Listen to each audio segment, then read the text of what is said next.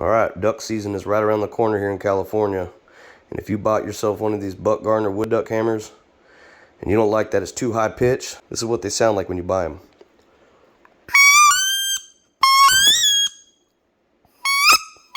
A little too high pitch. Let me show you how to fix that. Alright, so this is what you're going to want to do. You want to take it apart. Now you got your metal part of your reed and your plastic part of your reed. You want your plastic part facing up. And take a piece of Scotch tape. You're going to have the sticky side of the Scotch tape facing up. You're going to pull it tight, your tape. You're going to stick it in between the metal and the plastic. Guide it along the metal until you got the tape butted up against this plastic over here, the edge. Once you get that butted up, give it a squeeze.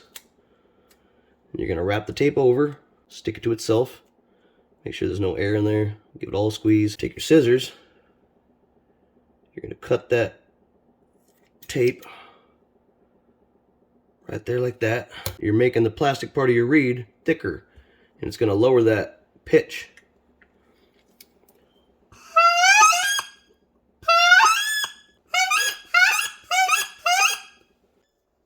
Keep in mind, every now and again, that piece of tape, it's going to get moist and it might slip off or just get worn out, and you're going to have to put a new one on.